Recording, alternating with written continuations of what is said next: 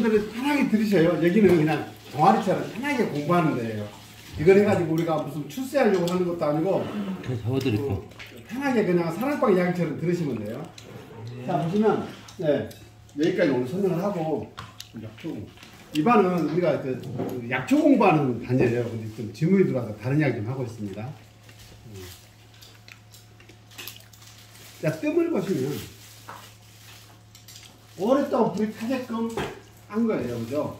불이 오래 타게 하면 그 건이 있겠죠. 이건 뭐냐면 냉기가 있거나 이런 분들한테는 굉장히 좋은 치료법이에요. 뜸이 실제로 냉기. 특히 냉기라고 하면 자, 음양의 이치로 보면 여성들한테 훨씬 좋을 거예요. 뜸이라는 게 여성들은 냉에서 문제가 돼요. 음의 특징이 뭐예요? 차고 뭉치고 하고 이런 것들이잖아요. 근데 이제 뜸을 뜨는데 경락을 데운다니까 참 이해하기가 쉽지 않아요. 그래서 우리가 이제 추상한다는 의미로 보면 뽑을 축을 해요. 추첨할 때 있었어요. 상이라는 이 코끼리 상자예요.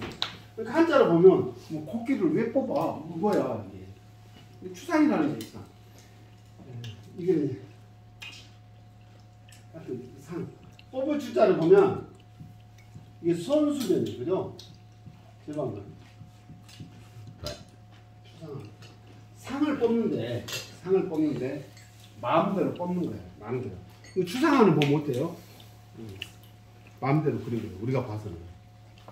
근데 그거를 뭐 또 이렇게 해석하는 게 맞아 떨어지면 어마어마하게 돈을 주고 사는 모양이에요. 피카소 그림 보고 그거 우리가 10,000원 주고 사라고 하면 사겠어요? 안 사지.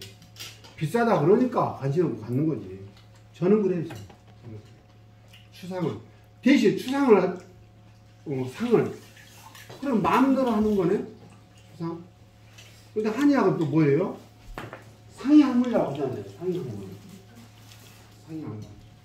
현 이상 학예 상을 뽑는 상이학문이란 말이에요. 이게 철학, 종교 등을 얘기해요. 어서 오세요.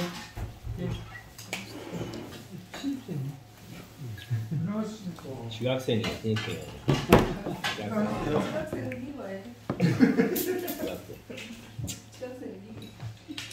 철학, 종교적인 베이스를 가지면서도 뭐예요? 헛소리하면 안 되는 거잖아요. 논리 근거가 반드시 명확해야 해요. 그래서 이게 비과학이라고 해서 한의학을, 전통과학을 폄훼하는 분들이 많아요. 그리고 과학이 다 해결하는 것도 아니잖아요. 이게 왜 힘드냐면 뭐 상병 하치, 위쪽 병은 아래쪽에서 치료를 한다는 뜻이에요. 배꼽 위의 병은 배꼽 아래쪽에서 치료해요. 하병 삼치, 다리 쪽 병을 위쪽에서 고친다는 거예요. 아래쪽. 좌병 우치, 왼쪽에 병이 나타나면 오른쪽을 자극해서 치료한다는 거예요. 오병 자치, 뭐 이런 거 등등. 또 동병 이치, 같은 증상인데 같은 열이 나는데 다르게 치료한다는 거예요. 이병동치, 분명히 병은 다른데 똑같은 방법으로 치료한다는 거죠. 이랬다 보니까 이 공부를 조금 더 하면은요, 남들한테 사기치기도 좋은, 사기라는 얘기 하지 말아요. 연출. 네. 생각났을 때. 나 똑똑하게 생각났. 연출. 이걸요, 공부를 하면 남 속이기 좋은 학문이에요. 그래서 사람이 되지 않으면 공부시키지 말라는 거예요. 공부시키지 말라는 거예요. 하여튼, 이렇게 공부를 하는 일은 뭐다고요? 공익이 인간이에요. 이렇게 쓰자고 하는 거예요. 배워서 뭐 할 거예요? 우리 출세하려고 공부하는 거 아니잖아요. 내가 일단 건강에 대한 이해를 하고 내 몸을 지키고 내 사랑하는 가족들 지키고 내 옆 사람 지키자는 거지. 저희들이 원래 이제 우리 팀들이 여기 수동 온 이유도 그것 때문에 왔어요. 될지 안 될지는 모르겠어요. 하여튼 꿈은 있어요. 아직까지. 이러다 보니까 이제 뜸에 대해서 봅니다. 경락을 배운다는 얘기가 이런 배경에서 철학적인 배경에서 시작된 이야기예요. 빼버리고. 그래서 지금은 뜸이 이제 뜸 보면은 뭐 미리대로 바나나 쌀아같이 해서 뜨는 게 기본이에요. 그 김남수 할아버지 그 교육 프로그램을 보면 미립대라고 그래서 딱 보면 부서 이렇게 손으로 말아서 침을 발라라 그래. 그 선생님들 배울 때도 쑥스럽게 돼. 침을 딱 발라. 손톱에다 밑자를 딱 이렇게 만들어. 여기 붙여 세워놓으면 세야 되니까 일단 그렇게 해서 딱 세우고 불로 붙여. 그래가지고 거기다 탈 때가 되면 뭘로 딱 눌러서 끄는 거예요. 그러다 보니까 뭐가 있냐면 이거 직구라고 그래. 직접 뜬다. 직접 살아 뜬다. 직구라고 해. 조금 단점이 있어. 흉터가 나. 그게 여성들이나 우리 성장기의 청소년들한테 이거를 해라고 하는 게 조금 부담스러워. 그러다 보니까 무슨 뜸이 나와요? 간접구라고 해서 아까 미란 선생님이 보고 있는 저런 것이 있어요. 근데 저 태극 보양도 저도 잘못됐어. 너무 강력해. 저것도요. 뜸도 없어요? 요 열이 센 것이 있고 약한 것이 있어요. 자세히 보면. 그래서 그 태극 보면 파란색은 조금 부드러워요. 이게 열감이. 빨간색은 강력합니다. 썬파워야 그냥. 이렇게 구분을 좀 해놓긴 했어요. 그래도 저것도 스티커를 탁 붙여 거기다 붙여놓으면 어떻게 돼요? 낄 때 상처가 나는 그럴 수도 있어요. 그래서 선생님들이 근데 또 이제 적극적으로 그 선생님 지금 강의를 하신 거 몰라. 예전에 그 조선대학교 대치학교 거기에서 이제 뭐저 신한희 선생님 나오시기 전에 강의를 하셨던 분이 계시어요. 저희 때. 그 선생님은 뭐라 하시냐면 파침이라고 파침.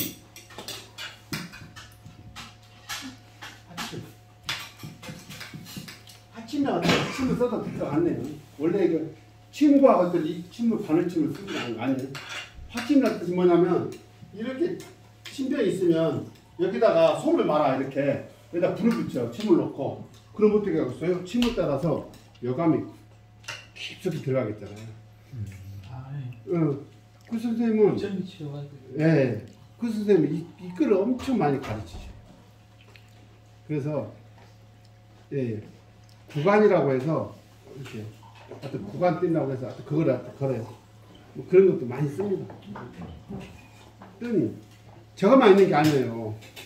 진짜 사람들이 보면 백회에다도 뜸을 뜨라는 게 있었는데 옛날 할아버지들은 방법이 없으니까 어떻게 가르쳤냐면 백회에다가 정신병 같은 경우는 백회에다 뜸을 뜨라는 거예요. 방법이 없으니까 어떻게 해요?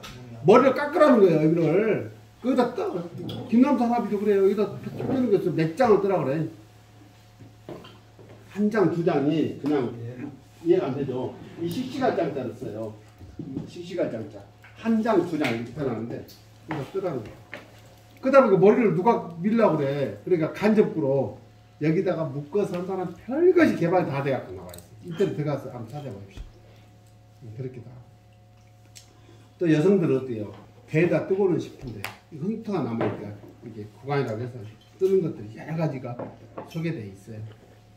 또 이제 보통 구간은 또 비싸기 때문에 예전 지금도 그게 나오고 우리 한참 공부할 때는 그냥 좀 절에만 쑥을 가지고 이게 그 구간을 만들어 쓰는 게 있어요. 장구통처럼 생겨가지고 거기다 구멍을 뚫어서 그 열감이 들어가게끔 해서 떠가지고 그런 도구도 있고 그래. 어디 보면 있을 거예요. 나중에 좀 해서 어떻게 하세요? 그러면 이것은 무슨 차이예요? 침은 급성병이 있었겠죠. 아주 빠르고 휴대도 편하고 이렇게 했겠죠. 이거는 되게 이제 만성병이 있어라고 옛날에 선생님들 그렇게 가르쳐 주셨어요. 만성병은 뜸을 따라. 그래서 뜸을 배워가지고 치료했다는 분들이 많아요.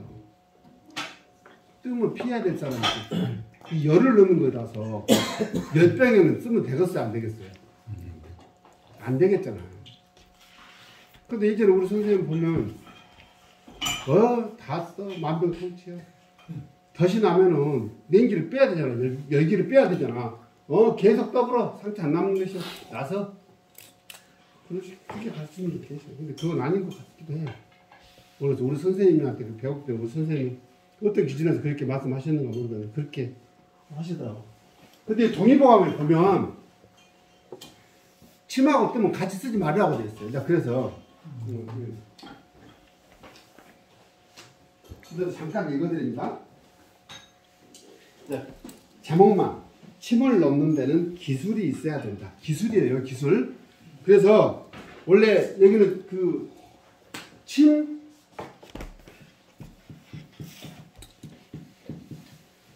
예전에는요 할아버지들이 침술이라 했어요. 기술이에요 기술. 침을 또 뭐라 그래요? 지금은 뭐야?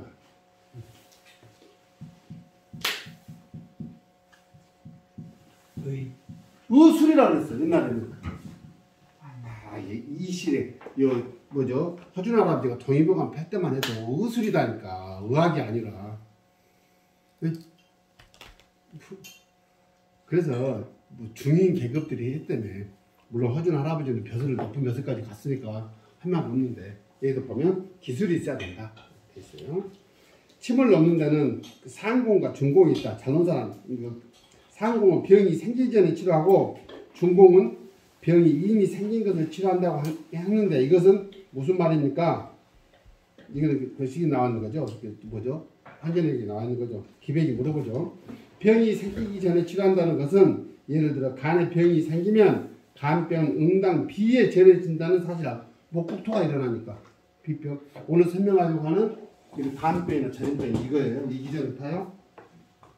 비에 전해진다는 것을 알고 먼저 그 비의 길을 실하게 하여 간의 사기를 받지 않게 하므로 병이 생기기 전에 치료한다는 것이다. 중공은 간에 병이 생긴 것을 보고 그것이 장부간에 서로 전변된다는 것을 모르기 때문에 열심히 간만 치료하므로 이미 병이 생긴 것을 치료한다고 하는 것이다.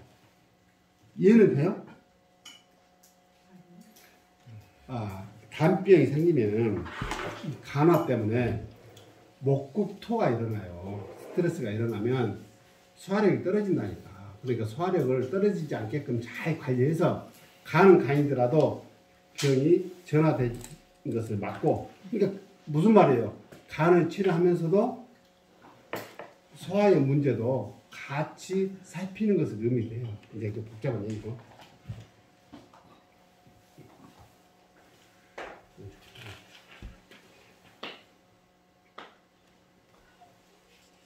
자, 여기도 나와 있잖아요. 침법에는 사법만 있고 보법은 없다. 근데 이제 침 갖고도 보살한다고 얘기를 해요. 기본이 사법이에요. 빼는 침은 동의보감 그냥 나와 있는 거예요.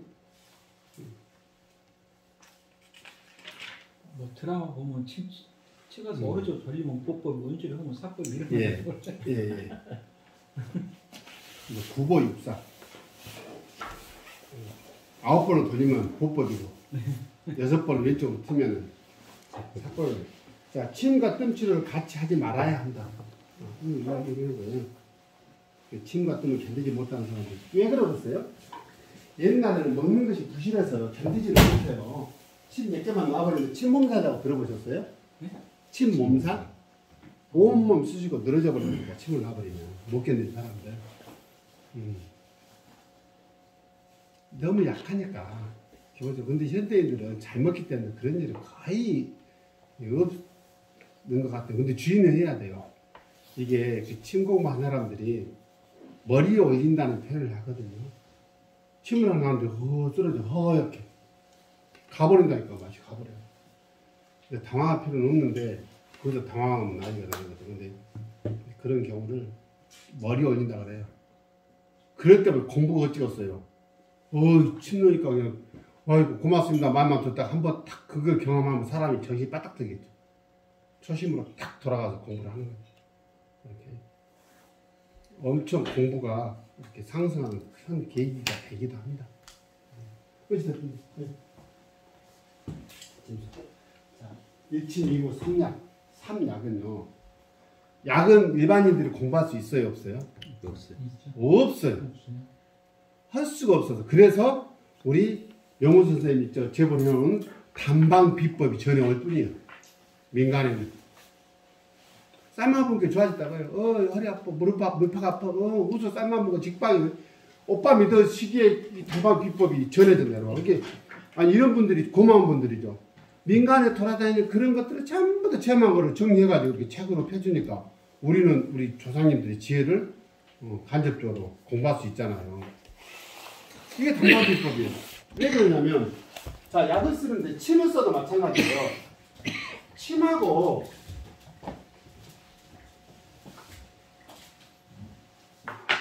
침을 가지고 어디에 넣으세요? 그러면 탁 놓으면 돼. 놓으면 돼요. 약은 어디 아파? 뭐 넣어서 먹어. 그럼 얼마를 넣으란 말이야? 이제 레시피가 일단 있어야 돼. 레시피가 있으면 이러면 또 포제를 해야 된다네. 침도 신비감이 있지만 약 갖고는 어마어마하게 말해볼 수 있겠죠. 그거는 그냥 쓰면 안 돼. 큰일 나버려. 그거는 얘기 오줌을 받아갖고 거기다가 덮질해갖고 써야 돼. 얘기 오줌 어디서 받아? 그 돈변이라고 그래요. 얘기 오줌에다가. 한양은 일이지. 그 절대 쓰면 안 돼. 큰일 나버려. 그러면은 쩔어갖고 쓸까 못 쓸까?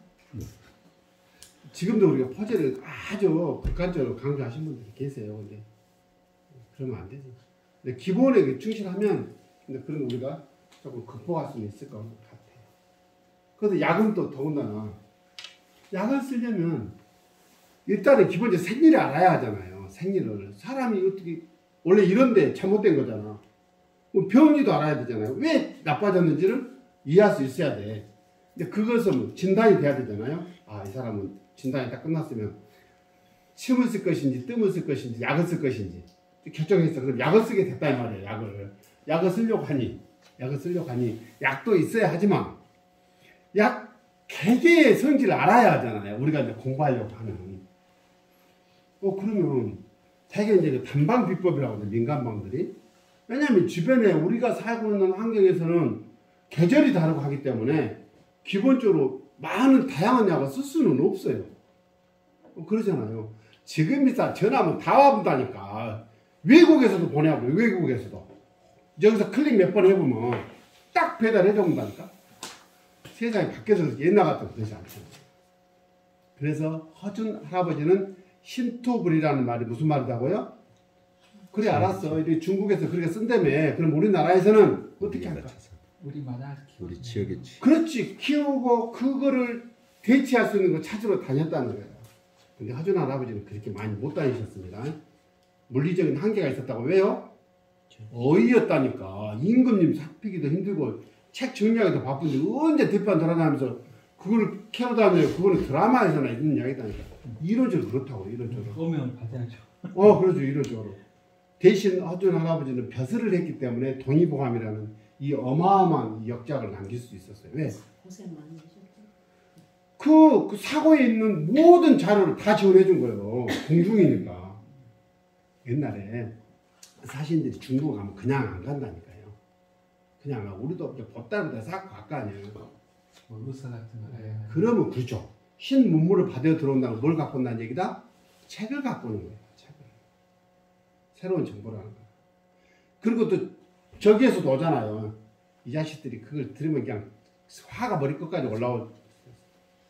이놈들이 오면 그냥 안 갔다는 거지. 이 조선 인자들을 다 동원했다는 거예요. 몇백 명을. 한장한 일이야. 한장한 일. 특히 청나라 애들이 더 그랬다는 거예요.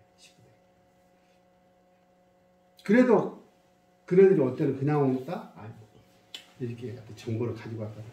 그런 걸 전부 다 정리해 놓은 것이 그 시절 동의보감 선조시대에서 그 무렵에 16세기 그때 역작이에요. 역작.